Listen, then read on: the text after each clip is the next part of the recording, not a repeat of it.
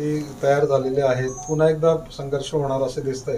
काय संघर्ष होणार, कशासाठी संघर्ष होणार, कुणाबरोबर संघर्ष करणार. सरकार आमचं म्हणणं एवढंच आहे, असं आहे की 54% ओबीसी आहे देशामध्ये आहे. बिहारमध्ये जातगणना झाली 63% निघाले, त्या 54%चे अर्धे आम्हाला आरक्षण मिळालं. आमचं म्हणणं असं आहे की याच्यामध्ये 374 जाती आहेत, भटक्या विमुक्तांपासून सगळ्या खूप गर्दी आहे.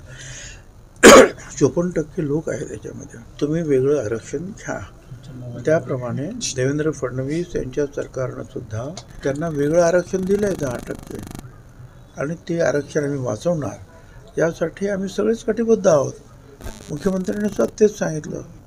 विद्यार्थ्यांसाठी जे काही त्यांना अधिकच्या काही गोष्टी पाहिजे होत्या, सारथीच्या माध्यमातून त्या देण्यात आलेल्या आहेत. त्यांच्यासाठी वसतिगृह, इतर ज्या काही गोष्टी आहेत, ज्या ओबीसी आहेत त्याच्यापेक्षा अधिक जास्त गोष्टी सारथीच्या माध्यमातून देण्यात आल्या.